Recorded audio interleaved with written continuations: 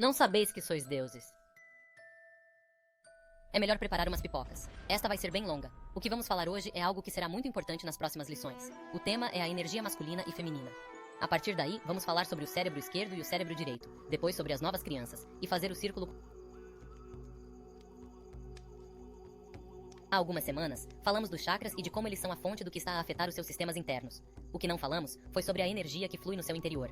Agora, há muitos tipos de energia através e à volta de todos nós. Hoje quero falar sobre duas energias específicas que podem ser expressas através desta imagem. A energia que flui aqui é a energia masculina e feminina. A energia masculina é focada, e a energia feminina é criativa e aleatória.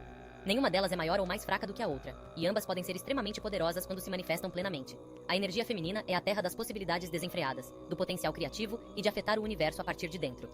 A energia masculina concentrada toma caminhos diretos do ponto A ao ponto B.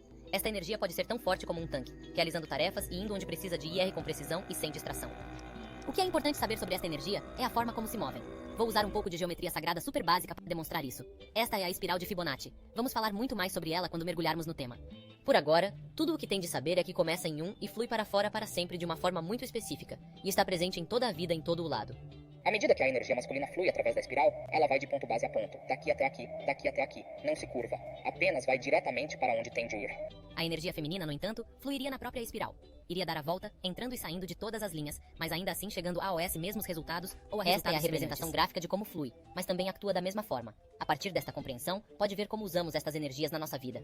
É a diferença entre conduzir diretamente para o trabalho e estar sempre dentro do horário e tomar o caminho panorâmico porque é uma viagem mais agradável, mesmo que isso signifique chegar atrasado. É fazer um bolo seguindo estritamente o que diz o livro de receitas e juntá-lo com o que nos parece correto. É conseguir aquela promoção por trabalhar mais arduamente e conseguir aquela promoção por ter tido a melhor ideia.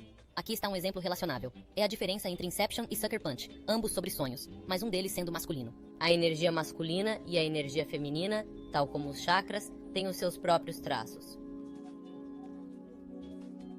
Tanto a energia masculina como a feminina, tal como os chakras, têm as suas próprias características. A energia masculina é linear, analítica, estratégica e prática. No entanto, quando a energia masculina está limitada, é muito imprecisa e conflituosa. E o que tende a acontecer é não ver todos os lados de uma situação, ou não estar aberto a qualquer outra possibilidade que não seja a que está a ser perseguida.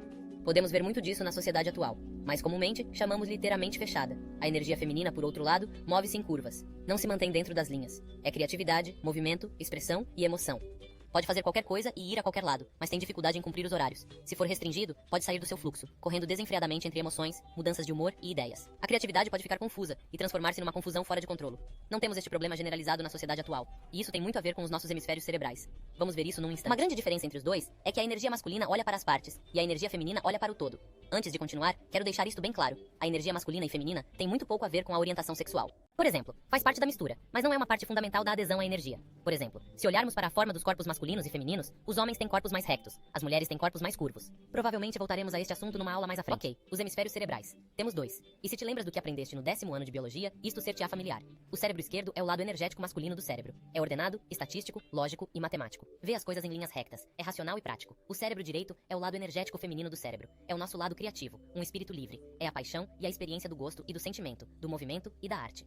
Tal como acontece com a energia, o cérebro esquerdo não pode dar sentido ao cérebro direito. Não se pode colocar sentimentos e expressões dentro de caixas. Tem de ser sentidos para serem verdadeiramente vividos. O cérebro direito também não pode dar sentido à forma como o cérebro esquerdo os entende. Ok, então como espécie somos principalmente de cérebro esquerdo. Bem, incrivelmente de cérebro esquerdo. Isto significa basicamente que como espécie temos essencialmente um desequilíbrio energético masculino.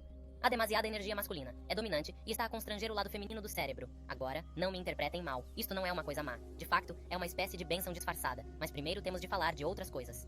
Portanto, não há nada de errado com a nossa energia feminina. Só não a estamos a usar no seu potencial. A nossa energia masculina está realmente confusa. E é por isso que estamos onde estamos agora. Onde estamos? Refiro-me à crise econômica, política, financeira, religiosa, nuclear, de guerra global que mata golfinhos e abelhas. Depois da primeira lição, referi que neste momento, o mundo está uma confusão numa miríade de áreas.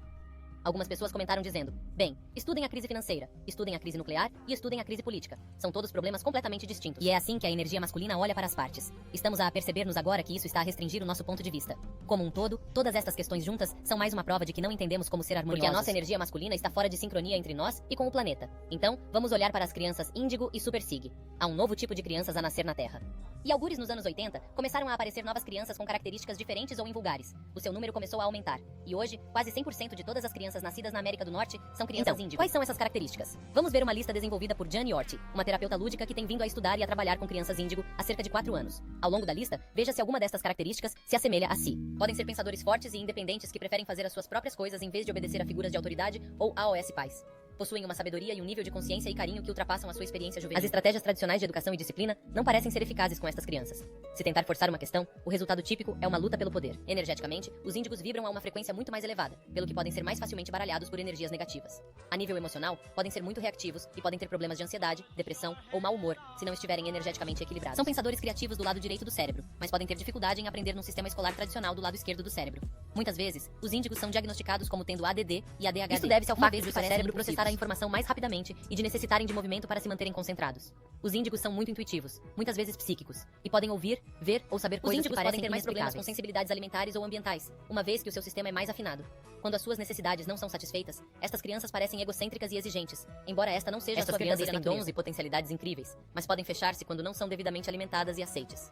Então, o que é que está a causar isto? Bem, primeiro, há 2 novos blocos de ADN a serem ativados nestas crianças. São eles a microcefalina e a ASPM. Estes 2 blocos foram concebidos para regular o crescimento do cérebro, dando às crianças um espectro mais alargado de pensamento e uma nova forma de aprender. O QI médio de uma criança índigo é de cerca de 40, o que é 40 a 50 pontos mais alto do que o QI médio. Só agora estamos a aprender que os métodos de ensino do nosso sistema escolar estão a ficar ultrapassados. Isso deve-se ao fato de os nossos filhos estarem a mudar. Vamos analisar o espectro mais alargado da razão pela qual isto está a acontecer daqui a pouco. Por agora, vamos passar para a maldade que é a superpsicologia.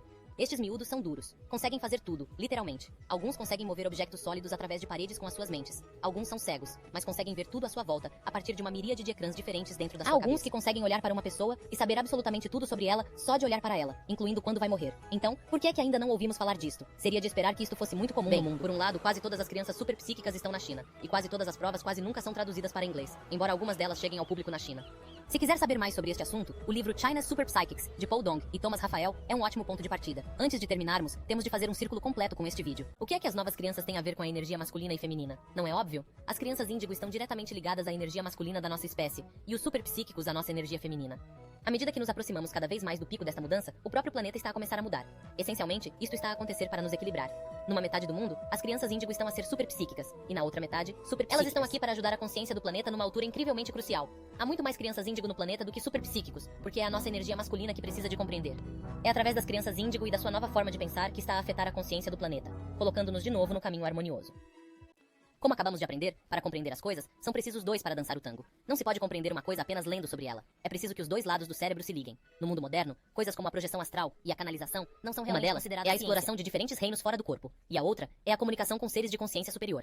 E no entanto, porque parece que só podemos medir isso a partir da experiência, não se qualifica para ser legítimo. Devido a esta constrição do cérebro esquerdo, perdemos uma parte importante do que é a vida. O que nós temos é a chamada consciência de polaridade. Vemos tudo de 2 maneiras: bom ou mal, quente e frio, certo e errado, religião e ciência. Para voltarmos a ser harmoniosos uns com os outros e com o planeta, temos de aprender a compreender novamente a partir do cérebro esquerdo. Quando isso acontece, podemos sair da consciência da polaridade para a consciência da unidade. E é essencialmente para aí que estamos a ir. Isto resume tudo. Até a próxima. Pode-se encontrar a felicidade mesmo nas horas mais sombrias, se a pessoa se lembrar de acender a luz.